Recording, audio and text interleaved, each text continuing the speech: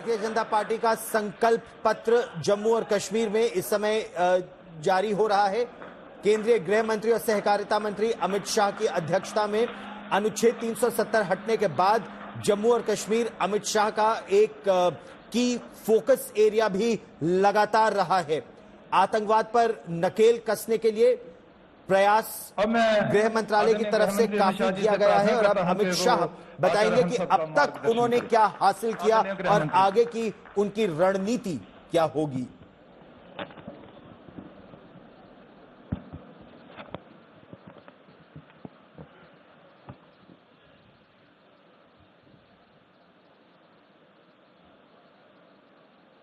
मंच पर उपस्थित भारतीय जनता पार्टी के प्रदेश अध्यक्ष श्रीमान रैना जी,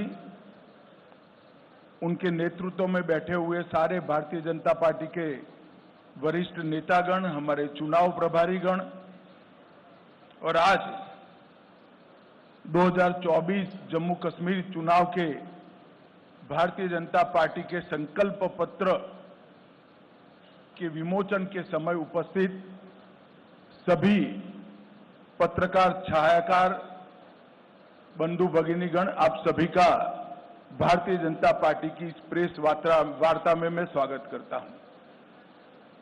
मित्रों, जैसा आप सभी जानते हैं, आजादी के समय से हमारी पार्टी के लिए जम्मू कश्मीर का ये भूभाग बहुत महत्वपूर्ण रहा है और आजादी के समय से ही हमने इस भूभाग को हमेशा भारत के साथ जोड़े रखने के लिए बहुत प्रयास किए।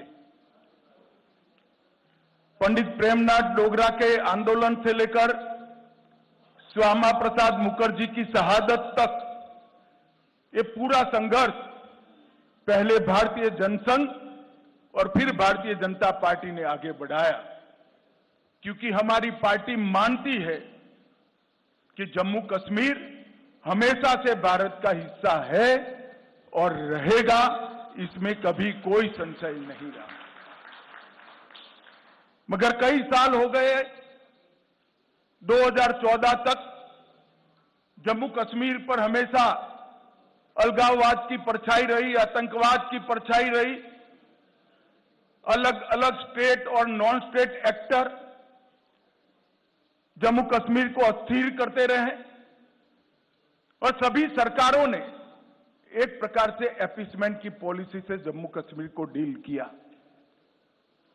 2014 से लेकर 2024 का ये कालखंड, जब भी जम्मू कश्मीर और भारत का इतिहास लिखा जाएगा, जम्मू कश्मीर के लिए स्वर्णिम अक्षरों से अंकित किया जाएगा, ऐसा मेरा बहुत स्पष्ट मानना है। ये 10 साल जम्मू कश्मीर के लिए शांति और विकास के 10 साल रहे हैं, सुशासन के 10 साल रहे हैं।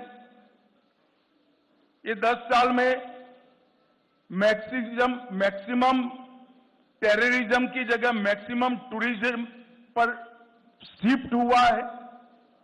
ये 10 साल सुख और समृद्धि का रास्ता प्रशस्त करने वाले रहे हैं और ये 10 साल जम्मू कश्मीर के मूल बासिंदों की संस्कृति को ताकत देने वाले ये 10 साल रहे हैं। एक जमाने में धारा 370 की परछाई में यहां पर अलगाववादियों की मांगे, हुर्रियत जैसे संगठन और हुर्रियत जैसे संगठनों के नतमस्तक होती हुई सरकारें हमने देखी थी। ये 10 साल के अंदर आज धारा 370 और 35A पास्ट बन गया है, वो हमारे संविधान का हिस्सा नहीं है। इसका पूरे भारत और जम्मू कश्मीर की जनता को आनंद है। यहां जो शांति, विकास और सामाजिक न्याय जमीन पर उतरने का काम हुआ है, इसका मूल कारण नरेंद्र मोदी जी का एक ऐतिहासिक फैसला 5 अगस्त 2019 को धारा 370 को समाप्त करने का। बड़ी दुख की बात है, विगत दिनों में एनसी का एजेंडा मैंने पढ़ा है और एनसी के एजेंडे को कांग्रेस का मौन समर्थन भी मैंने देखा है। मगर मैं आज आप सभी पत्रकार भाइयों के माध्यम से पूरे देश को स्पष्ट कर देना चाहता हूं, धारा 370 इतिहास बन चुकी है, वो कभी लौटकर नहीं आने सकती, हम आने भी नहीं, क्योंकि धारा 370 ही वो कड़ी थी जो कश्मीर के अंदर युवाओं को हाथ में हथियार और पत्थर पकड़ाती थी। अलगाववाद की विचारधारा ही युवाओं को विकास की जगह आतंकवाद के रास्ते पर शिफ्ट करती थी। और आज मोदी जी के नेतृत्व में ढेर सारे काम हुए हैं। मित्रों, मैं चुनाव घोषणा पत्र पर आने से पहले कुछ चीजें जरूर कहना चाहता हूं। जम्मू कश्मीर में सबसे बड़ी जरूरियात थी शिक्षा की। लगभग 10 साल में 59 कॉलेजों को मान्यता मिली है। 30 कश्मीर डिवीजन में और जम्मू डिवीजन में 29, 16,000 छात्रों की प्रवेश क्षमता जोड़ी गई है। न्यू एजुकेशन पॉलिसी के तहत आओ स्कूल चले अभियान हमने आगे दिखाया है, बढ़ाया है। 45 अटल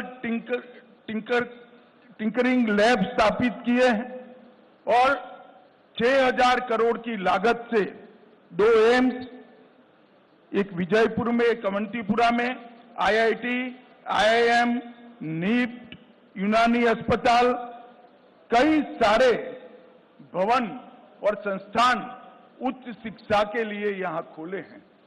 70 साल तक देखा जाता था कि जम्मू कश्मीर के बच्चे यहां पढ़ाई लिखाई नहीं हो सकती थी, यहां से देश भर में पढ़ने जाते थे। आज देश भर के बच्चे जम्मू कश्मीर में पढ़ने के लिए आ रहे हैं और एक अच्छा संदेश लेकर देश में जा रहे हैं। रेवेन्यू डेफिसिट वाले स्टेट के अंदर जल विद्युत बड़ा विकास का मार्ग प्रशस्त करने वाला था। लगभग 22,500 करोड़ की लागत से विभिन्न हाइड्रो प्रोजेक्ट का निर्माण हमने किया है।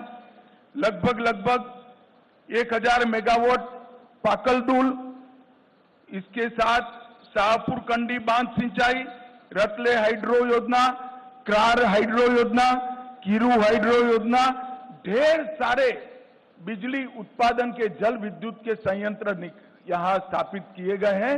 और आने वाले दिनों में ये काम पूर्ण होते ही वो जम्मू कश्मीर को सरप्लस बजट देने वाला स्टेट बनाएंगे। ऐसा पूर्ण आयोजन नरेंद्र मोदी जी के नेतृत्व में किया है। कई सारे बिजली के वितरण के भी काम हुए हैं। इसके साथ हमने शांति के मोर्चे पर भी ढेर सारा काम किया है, उस पर मैं बाद में आऊंगा। पहले सामाजिक सद्भाव और समरसता पर भी बात रखना चाहता हूं। धारा 370 के कारण यहां रिजर्वेशन संभव नहीं हो पाता था, महिलाओं को अन्याय होता था, दलित भाइयों को अन्याय होता था, ट्राइबल्स को अन्याय होता था। भारतीय जनता पार्टी की नरेंद्र मोदी सरकार ने यहां आरक्षण को जमीन पर उतारने का काम किया है। आज एससी वर्ग का भी आरक्षण हुआ है। आर्थिक रूप से कमजोर वर्ग का 10% आरक्षण हुआ है। ओबीसी का आरक्षण बढ़ाया गया है। गुर्जर, बकरवाल और पहाड़ियों को सालों से जो आरक्षण नहीं मिलता था, उसको आरक्षण देने की शुरुआत नरेंद्र मोदी जी के नेतृत्व में हुई है। हमने एनसी का एजेंडा देखा है। उन्होंने कहा है कि हम इस पर पुनः विचार करेंगे। मैं श्री उमर अब्दुल्ला को बताना चाहता हूं, उमर साहब, चुनाव का नतीजा जो आए वो आए, हम गुर्जर, बकरवाल और पहाड़ी के आरक्षण को आपको छूने नहीं देंगे। ये बात आप याद रखना। ये भारतीय जनता पार्टी का संकल्प है।